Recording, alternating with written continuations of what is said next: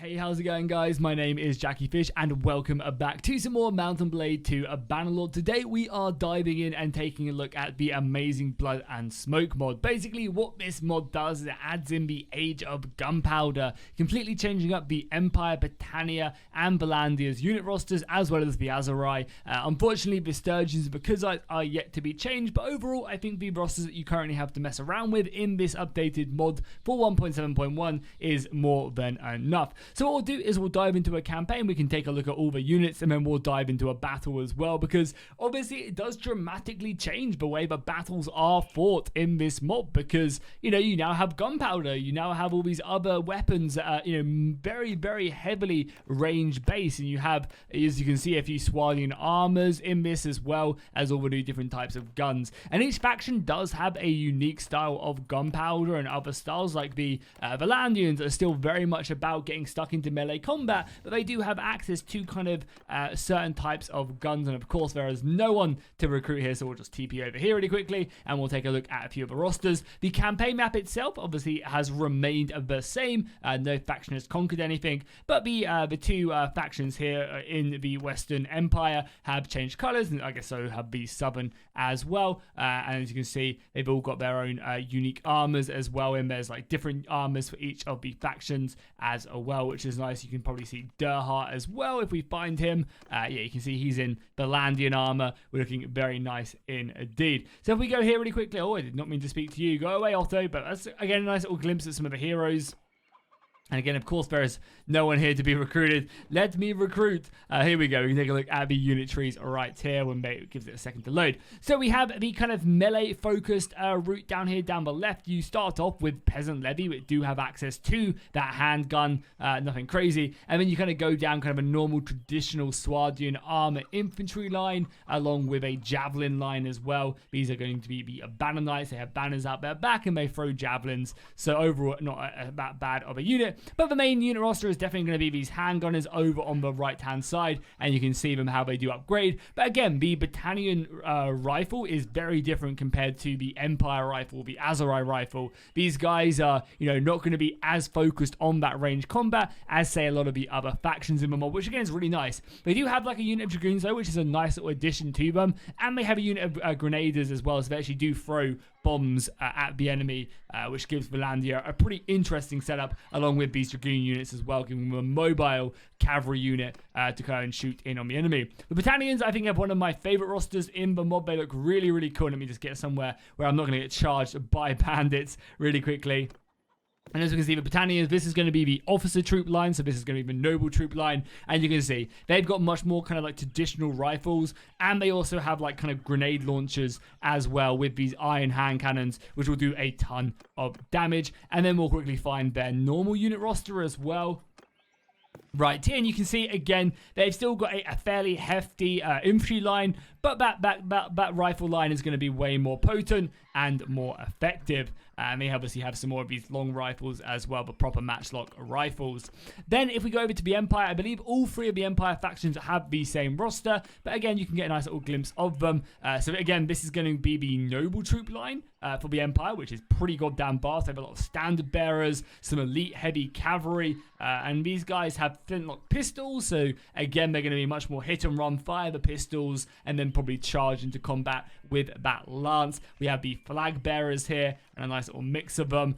We have the grenade launchers, but these guys have the hand cannons, and then just the normal officer sword and shield, also equipped with a pistol as well, which is nice. I like to think they just like shoot that pistol and then charge in. And then the normal Empire unit roster right here, and you can see it is pretty goddamn long. You got the pistoliers, which are kind of got that sword and buckler and the pistol, and then the they don't have as many like good dragoons as say the Valandians do, because they obviously are just equipped with the pistol, but they'll obviously make up for that with the kind of charge that they have access to. And then finally we also have the Azurai down here, that again have their own nice unique unit roster. So their noble troop line is going to be that unit of dragoons, getting pretty heavily armored with that rifle on their back. Yeah, very, very heavily armored. And then we have the other units right here. Again, these are AoE riflemen as well. Is it because they have grenades, I wonder? Yeah, it says AoE, but yeah, I wonder how much damage this matchlock does do. Maybe it goes through people. I guess we'll find out when we dive into the battle, but you guys can get a good look at that, and then also take a look at the base roster as well for them. So again, a fairly decent roster, nothing too crazy. They've kind of got, again, different rifles. They got the arquebus, and then they do upgrade into the matchlock later on down the line. So that is going to be the unit rosters overall. I think a pretty nice diverse. It will obviously a shame that the Kuzites and the Sturgians don't have their unit roster quite yet. I imagine Sturgia will end up being something along the lines of like Kislev from Warhammer, with like rifles and turning into axes would be cool, and the Kuzites would of course end up being a lot more kind of like Dragoon-esque cavalry and like lancers and stuff like that. But yeah, now let's dive into the battle, and then we'll dive into exactly how to install this mod. Okay guys, so we are now in battle, and I am ready to throw my soldiers forward. Let's go ahead and top this dune, and we'll get our 300 elite units of infantry up there. We got our flag bearers. I also brought some grenadiers, and then I have my dragoons as well. So let's throw the dragoons over to one flank right now. Oh god damn, I completely messed up my formation. And I come back like here. I have you guys there, you guys there. And actually what we'll do is we'll give the AI control over that. So I am playing as Lukon. I have my pistol right here. You can see their cavalry coming forward at me. I don't think we're going to be able to get too much of a good volley off. The cavalry is pushing forward, it would seem. And yeah, I don't know if it's actually better to have my infantry in loose formation, probably, with the way the missiles work. And you can already see the conflict that's going on. Go on, boys, give them a volley. That's not bad. Don't want to let me have a go as well. And you can see the rifle fire going out as the cavalry does cause mayhem. Some of my grenadiers are also lobbing off their explosives as well. My flag bearers are loading up. I think we managed to send the enemy cavalry back. Yeah, pretty effectively. Let's bring back my dragoons now. And I'll tell my infantry to hold fire. But now, yeah, you can see a few of the grenades going off in the distance. Doing some pretty cool explosions. Yeah, that's very cool indeed. So we've got our cavalry back. We've told our infantry to hold fire. And you can see they've gone ahead and forged up and get ready to hit the enemy with the butt of their weapon. Probably nowhere going to be near. Oh my god, there's a lot of Genesees off in the distance. Yeah, look at these guys roaming forward. The cavalry's coming in once again. I mean, is it time? Is it time to fire at will? I think so. Give them a volley, boys. Oh, look at that. The charge of the light brigade. They're getting absolutely demolished as they get closer and closer. Nice volley right there. And the rest of the lines are looking pretty scared. Why the hell am I here? I am deep in the enemy line. I wonder why their infantry isn't trying, or their archers aren't trying to obviously try and engage me right now, since the AI is not performing too well. All right, boys, well, just charge. I mean, they are classed as archers, so they should. Oh, there you go. We are really close now, point blank on the Janissaries. Because, like, they are archers, so they should be programmed to obviously try and range me as best as they can. And you can see some of the combat right now as well. My soldiers have swords. I believe all their soldiers actually don't have swords. So again, we're going to be a little bit better in close melee combat. We broke them almost immediately, man. That was brutal. The Grenadiers doing a great job. I think the Empire is just a really strong faction. They really are. Because they have the largest roster out of anybody. And maybe I had to give myself some of the better troops in the roster.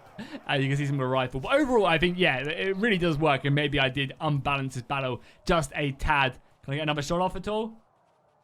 Oh, just missed. He just got out. That's fine. You will live to fight another day, good sir. You will live to fight another day. Okay, cool. Now let's go ahead and move over to the install guide. This one is a super easy one. So really no excuse not to download and play this mod. Okay, so as always with installing these mods, make sure you're on the correct patch, which the current one is 1.7.1. And again, this mod could get updated, but always just check the version. You can do so by right-clicking on Bannerlord, going to betas, scrolling down to whatever version you need to be playing on. This time we're playing on 1.7.1, clicking it, and then your game will stay on this version version until you're done, and you can go back to normal by clicking none. I also recommend you go ahead and verify your integrity of your game by clicking this. It will basically download and remove any files that shouldn't be there and download the right files that should be there. Once you've got a clean version of Bannerlord, you're going to want to go over to the mod I've linked in below in the description, and once you are there, you'll be able to go over to files and then find the version for 1.7.1. Obviously, later on down the line, when you are maybe downloading this in a year's time, you'll have to obviously just check the version. Basically, just make sure that this version is the correct version that you are on, or whatever version you're downloading is the correct one. Then you're just going to go ahead and manually download. You do need an account on Nexus Mods to do this, but it is completely free, and then just click slow download. Okay, now that you've got that downloaded, you're going to want to go ahead and find the file in your download folder, and then opening it with a program like WinRAR or 7-zip. Super easy to download, and I won't go ahead and explain how to do that because it's really simple. Then what you have to do is go ahead and extract it to your module Bannerlord folder right here. You can easily find this by right-clicking on your Bannerlord, going down to Manage, and click to Browse to Local Files. That should open you up right here, and then you just have to go into your modules, and boom, you're right there, and then just drag and drop the file in, which should be really easy, and then literally just turn it on and you are good to go. This mod is super simple to install. You can obviously add extra mods if you want to, and you can just install them the exact same way. So hopefully you guys enjoyed this video. Make sure to drop a like and a comment if you did, and I'll see you guys in the next one.